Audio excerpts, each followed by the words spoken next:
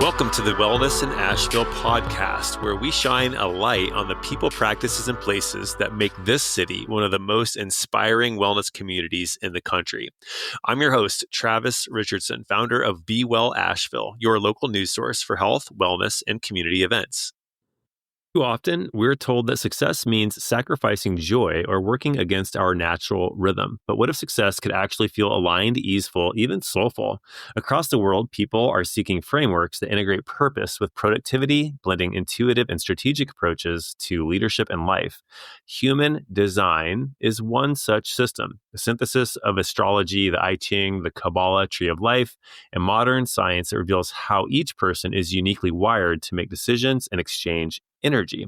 It matters because it offers a practical roadmap for living authentically, honoring differences, and creating environments where people thrive by being just who they are, not who they're told to be. Today's guest, Rayana Starre, is a powerful guide just at that intersection, helping others unlock their soul's blueprint and take aligned, courageous action. Rayana is a transformational career and business coach and mindset ninja with over 25 years of experience helping people reinvent their lives from the inside out. She has a bachelor's in psychology and certifications like the Master NLP, Neuro Linguistic Programming Coach, Business Coach, Human Design Analyst, and BG5 Business Consultant. She brings both science and soul to her coaching. In my own experience, though, Rayana, she carries this powerful, commanding presence. And like when I'm around her, she's somebody that just draws you in because she's inspiring. Her words are clear. She's grounded, and you just really enjoy how you feel when you're around her. She's a natural leader, in my opinion, who elevates all the conversations she enters into. I met her at Hatch co-working space downtown Asheville at their ritual wine and cheese Thursday event, which I love. And she just instantly made me feel welcomed. And that was great because I was the new guy. And it just says a lot about who she is, how she makes people feel. So without further ado, let's meet Rayana and get into the show. So welcome to the show, Rayana, here to talk about all things human design, which is just the most fascinating topic to me. I'm really excited to hear you speak about this topic today. Great. Well, thanks for having me on the podcast, Travis. I'm looking forward to having this conversation with you. It is a deep rabbit hole that we can dive into and go as deep as you want. That's great. And, I met you, I don't know, maybe it was like a year ago at Hatch and, it was like a wine and cheese night. And what's crazy is, as you and I've discussed, is our energies are very compatible. And you told me that basically reading my chart, but tell the listeners, what is human design? Well, human design is actually a science.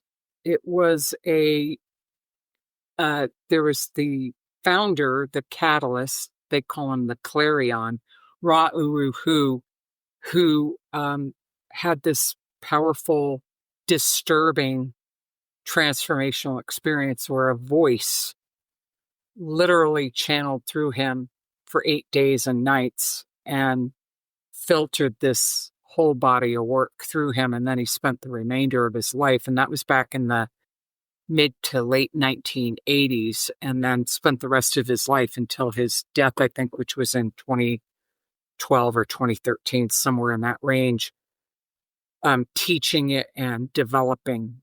And it's a science, although its roots are in esoteric sciences that long before the last few hundred years were things that civilizations for thousands of years relied on before the analytical mind came in and the Western authoritarian kind of way of thinking came in, and the analytical mind trumped all other authorities. Its roots is a synthesized system of astrology just to get the data points. It's not astrology.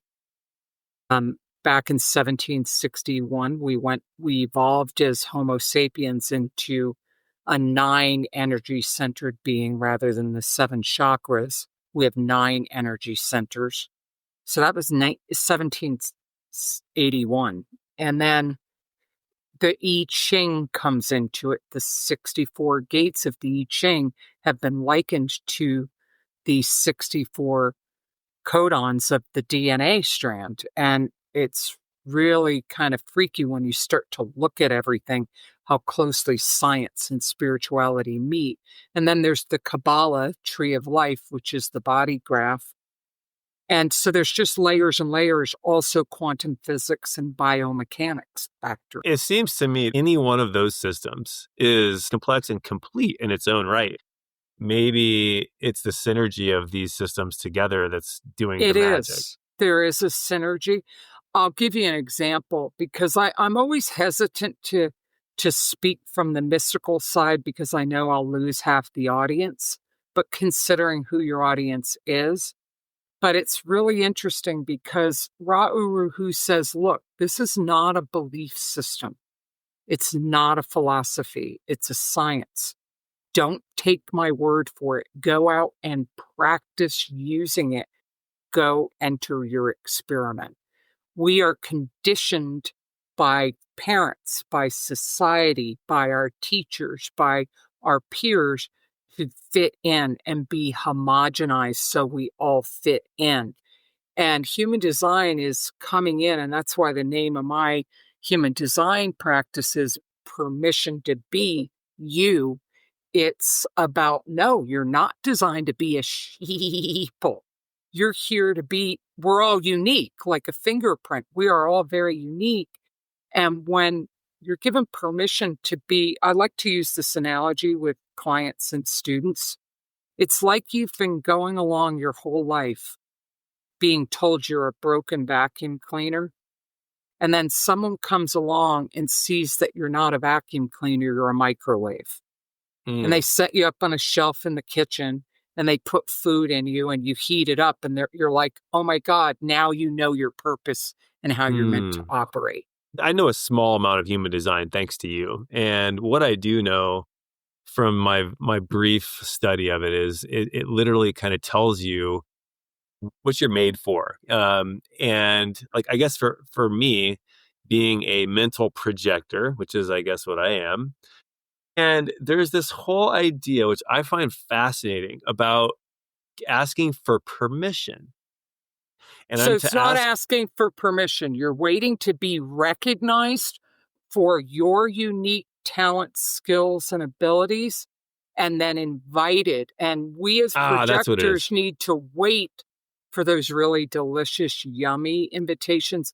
We wait a lot, especially as a mental projector, because you've got a lot of openness in your design, and you're not connected to direct energy sources within your design. You've got to hook up to external sources for energy, and yet you're very athletic, and I can see that in your design because I've got your chart pulled up. But there are 4 types, and they're different kinds of machines or animals in a way, and we all are designed to operate differently. And as a projector, we're the guides. We're here to guide others. And we have to wait to be recognized and invited, and mainly because we have such a focused, penetrating, absorbing aura that we're not aware of it. We're not aware of how strong our presence is. We can sit in a room completely quiet and dominate the energy of the room and not even recognize we're doing it. That's why I like to use the analogy of a lighthouse.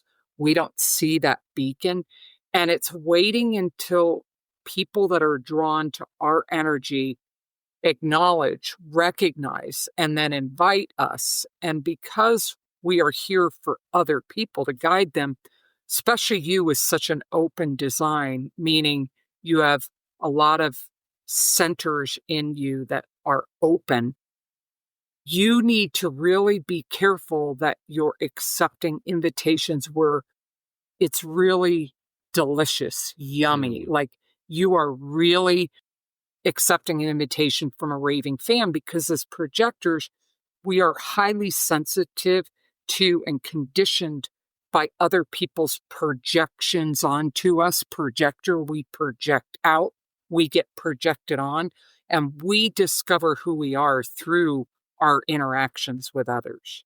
And that's Yeah. just one type of 4. Yeah, let's just go over the 4 so that people Sure. understand. And I think that, if I remember right, that the projector is a newer form. These are not fixed, and there will be maybe even yet another other types. No, That's there not isn't. true. Okay, so So yeah, you can. so Yeah. sure. But that's why we're here, right? And I want to clarify, because human design is starting to become popular, and there's a lot of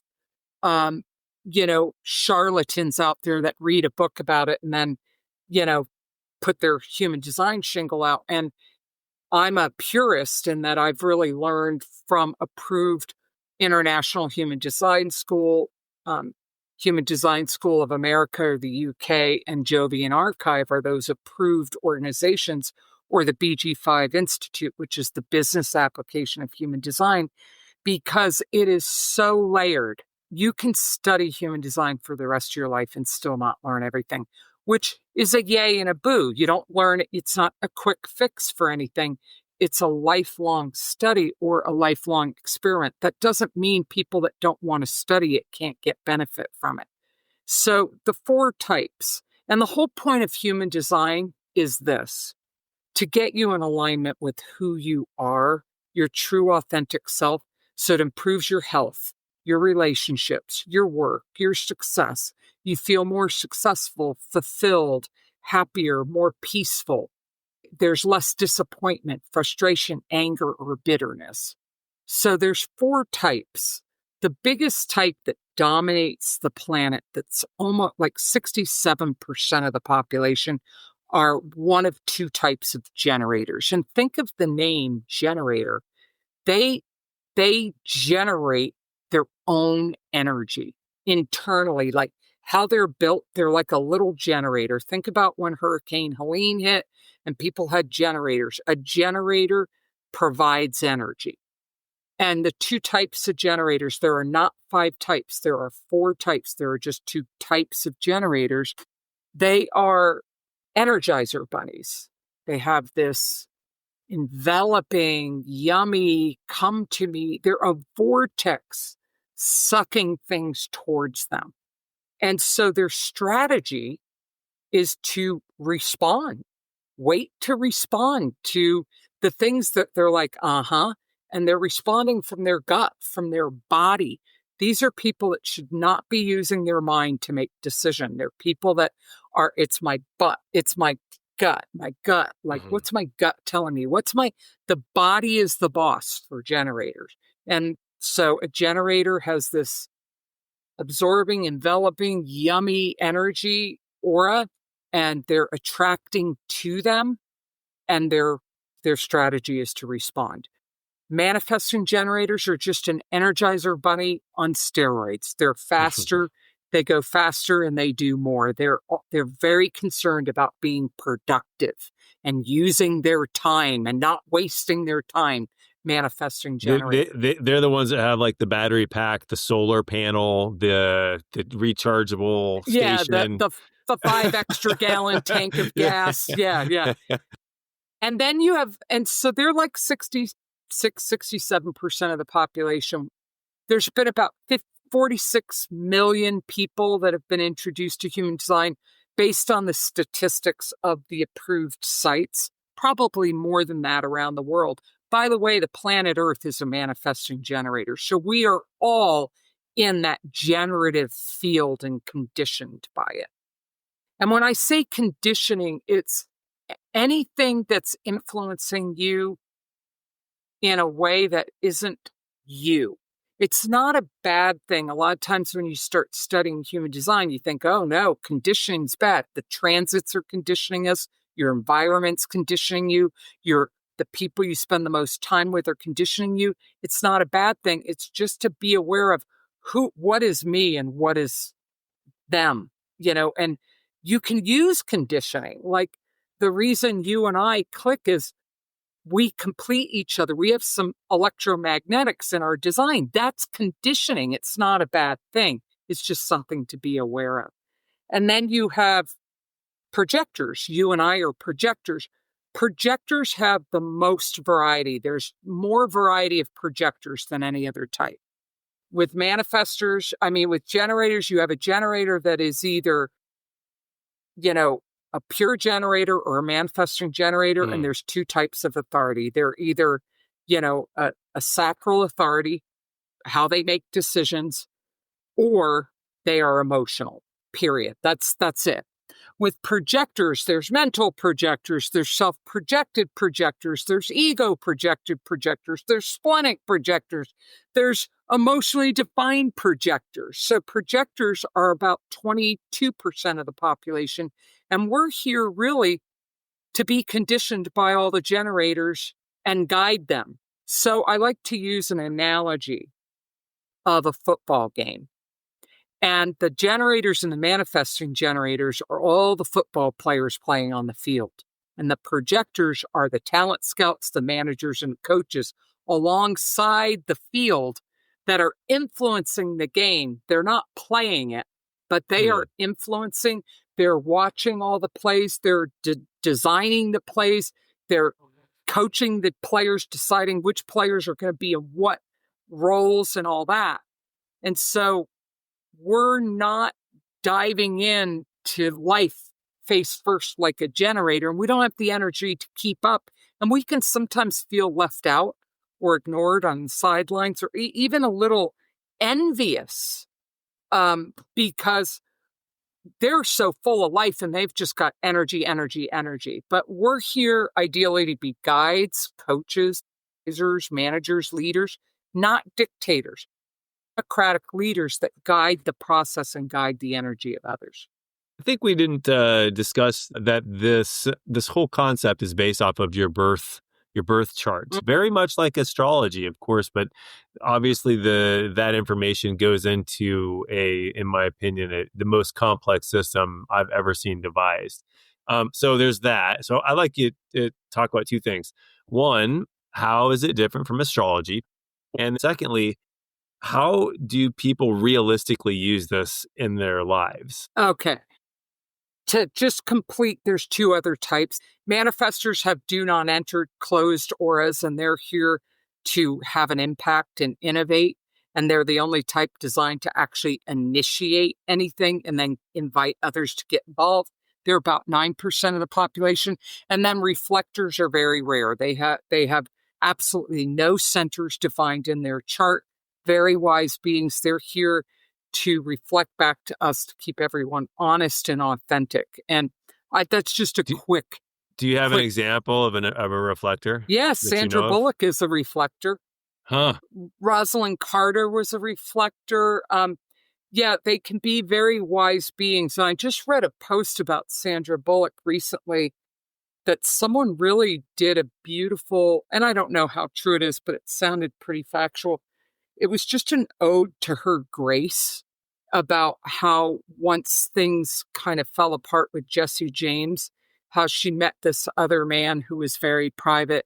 She adopted 2 children and then met this other man, and there was this very private, quiet life. And he ended up dying about 10 or 15 years later of ALS, and she was with him by his side. And it was never public. And she never grandstanded about it. You never knew that she was just this epitome of grace.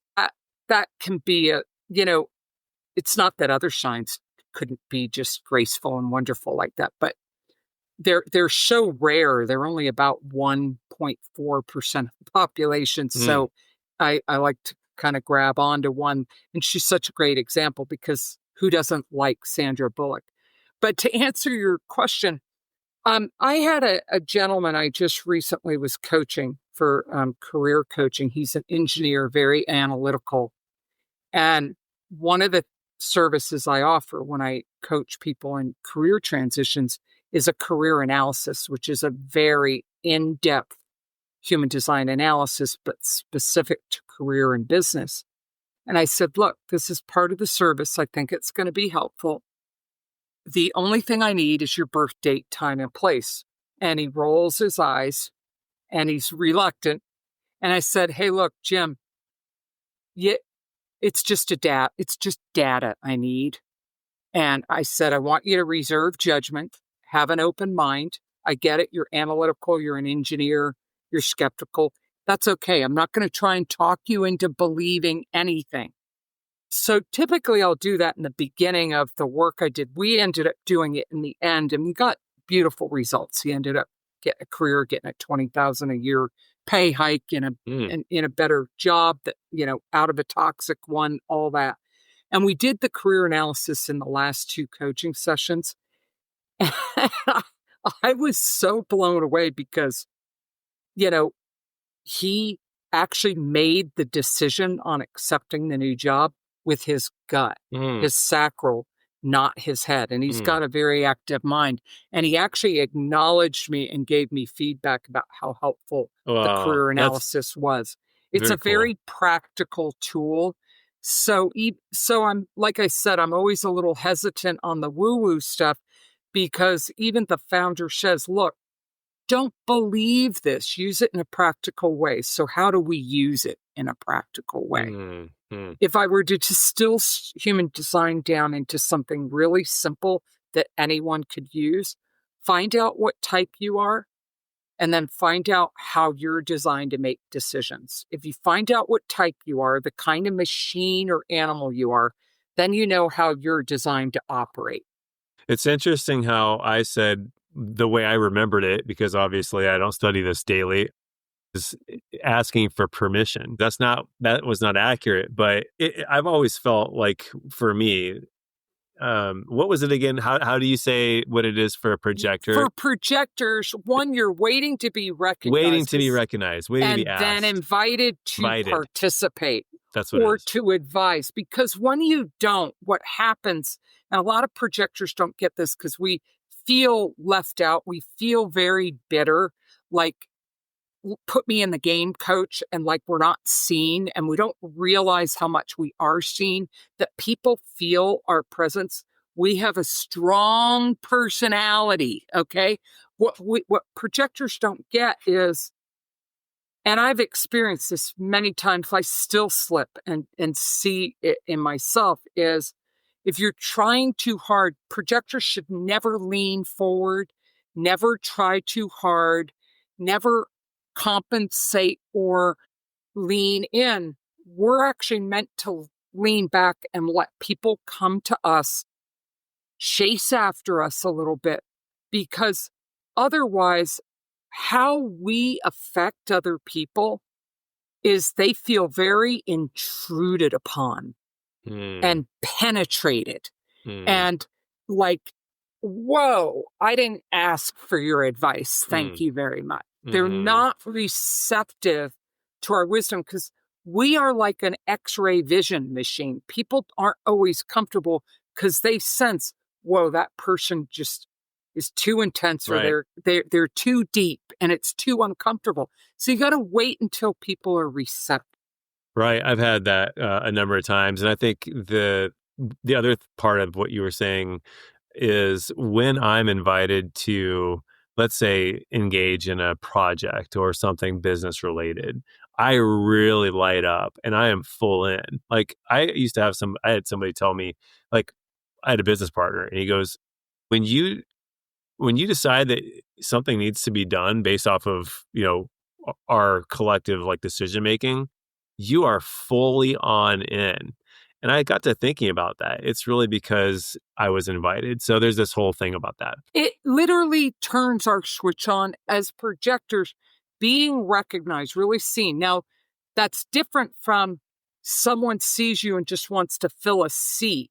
And they're not really seeing you. You can get bitter if you're included, but you're just taking up space and thrown into a generic spot. You can feel very bitter for that. It's the switch that turns us on is recognition of who we are and the value we can bring. And then we're provided with support, the energy, especially for someone like you who is a mental projector. You're not hooked up to any of the 4 energy sources in your design. They're the little motors that we have. And even when you have them, I have 3 of the 4 motors. The only one I don't have would make me a generator, the sacral. I've got the ego and willpower, the heart. I've got the solar plexus, the emotional intelligence, and I've got drive and stamina, the root. So I've got energy. And my design is so widely split that I'm a mental projector and an energy projector that aren't talking to each other. So with you, what you need to do is hear yourself talk about things with other people and collaborate one-on-one with people that are going to source the energy, like you're getting this project off the ground, is collaborate, and plug in and get people sourcing this to keep it moving along for you. Yeah. That's what we did right before the call. I'm like, hey, Rayana, I want to show you something. And what do you think of it? I literally was like just doing that's just very that. healthy for you. And it's not so much other people's opinions. You've just got to hear yourself. You're literally a talking head. You are meant to be a talking head. You need to verbally process for you to figure out what's right for you. Interesting.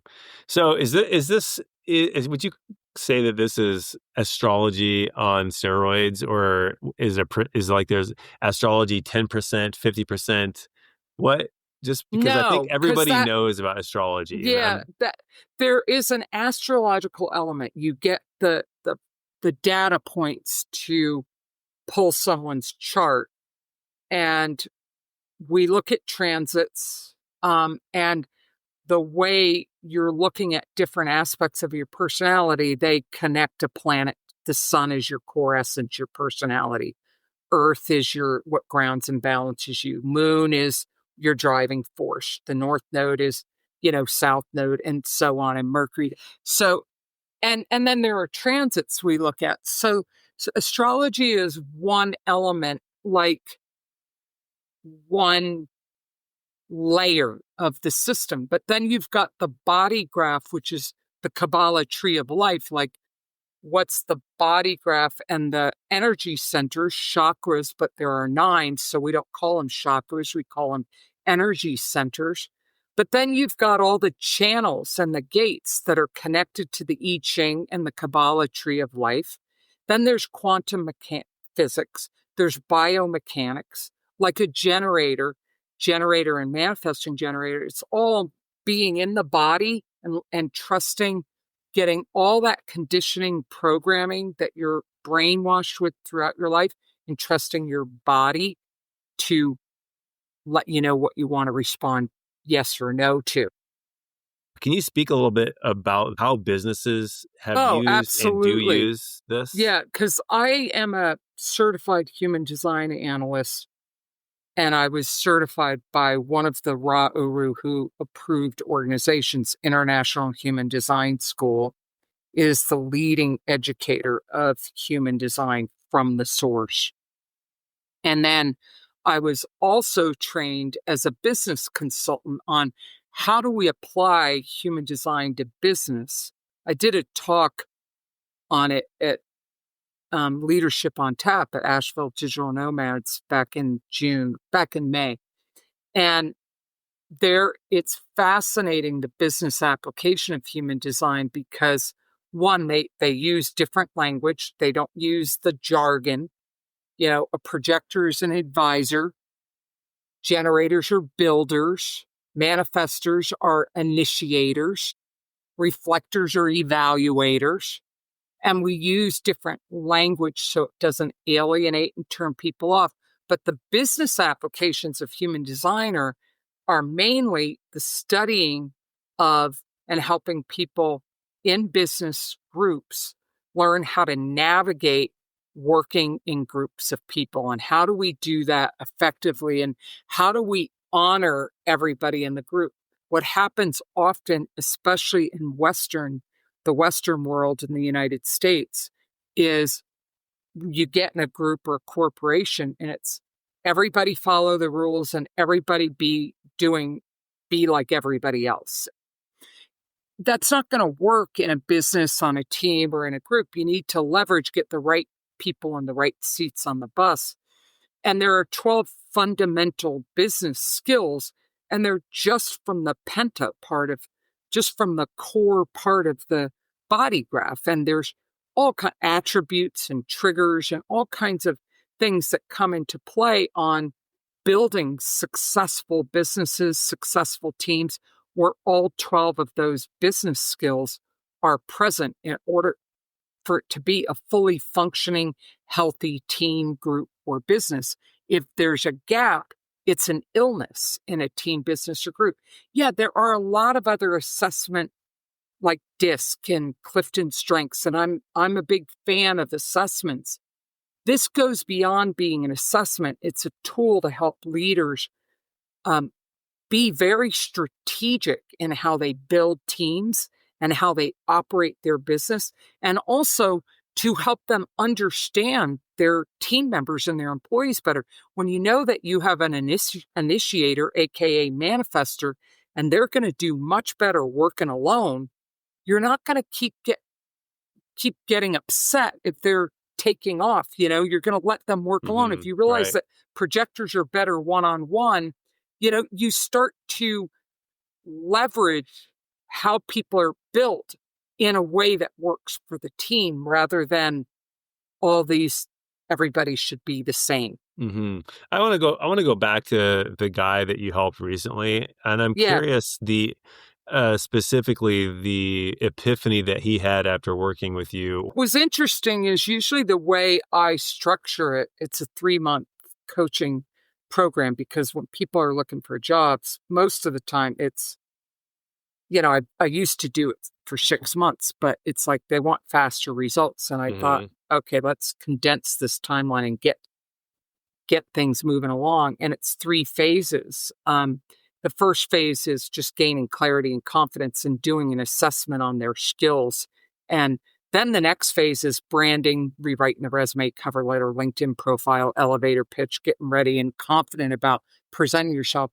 And then the third stage is actually doing the job search. In the beginning is usually when I do the career analysis, which is BG5, Business Group 5. It means base Group 5, that businesses are built on groups of people, and a penta is 5 people.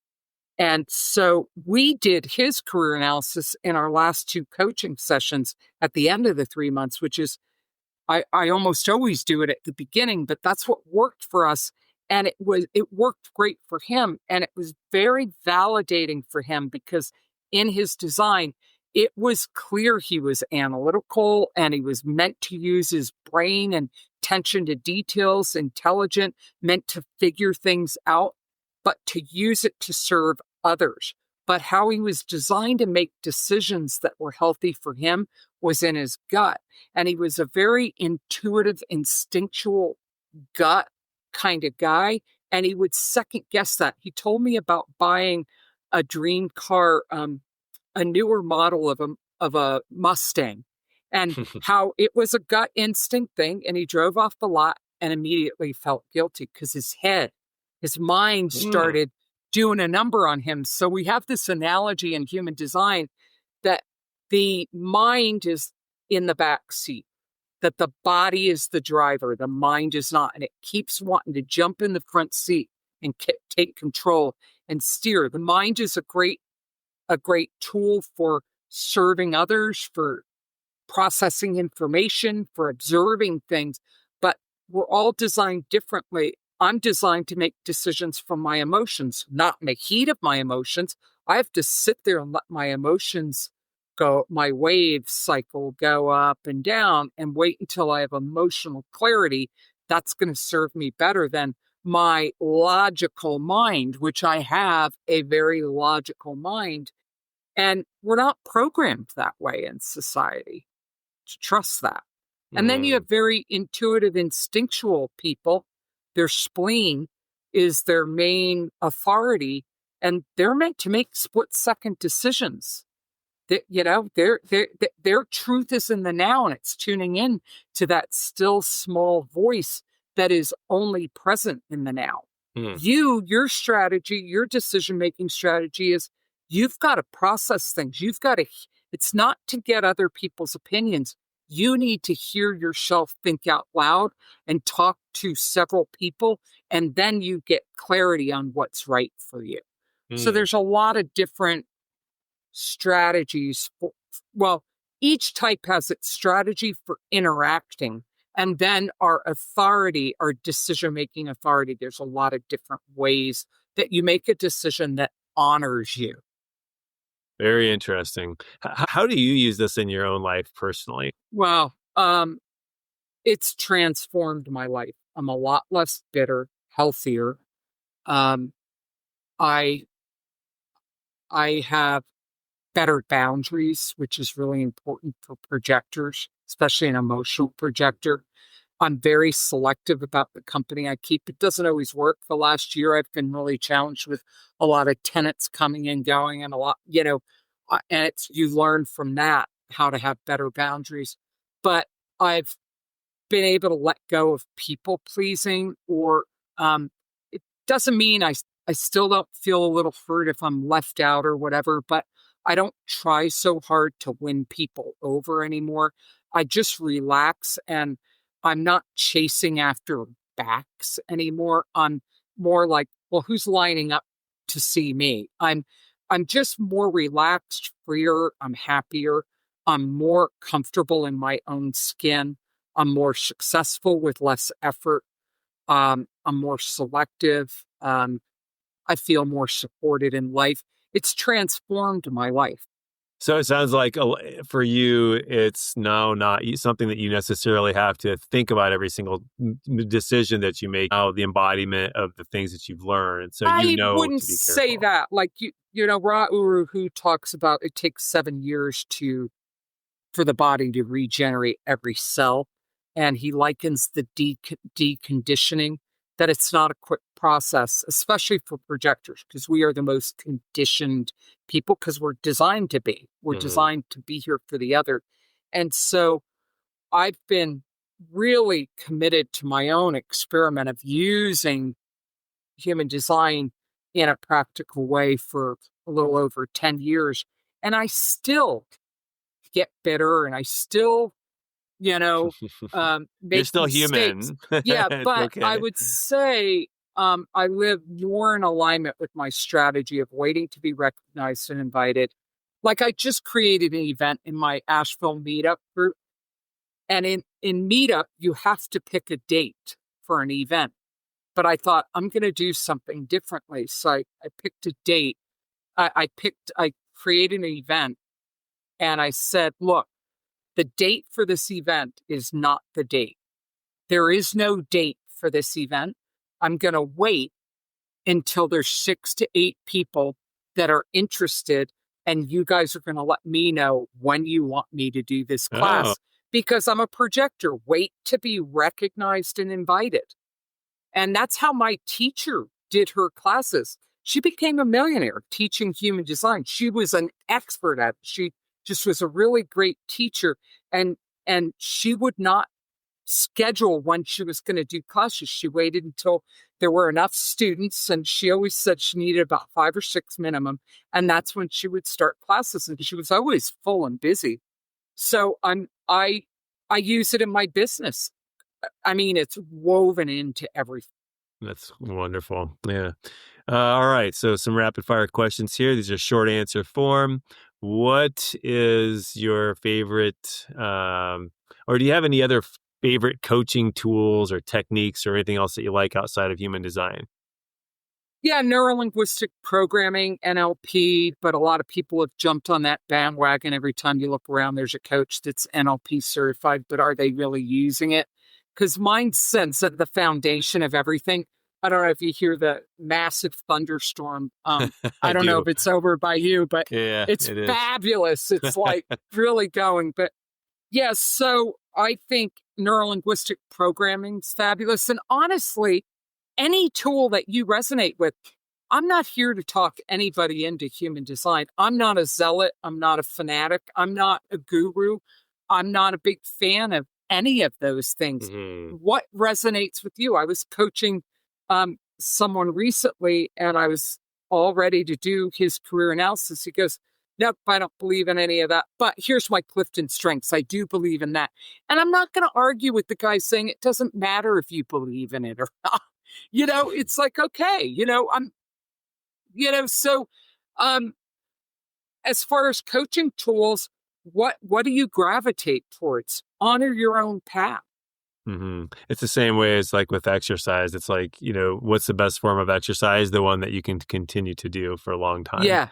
Yeah. All right. What's your favorite wellness practice? How do you take care of yourself? I, believe it or not, as a projector, what helped me with my deconditioning experience more than anything is rest and relaxation, is getting enough rest. Not packing my schedule, so not, de-stressing, and actually giving myself permission to just be.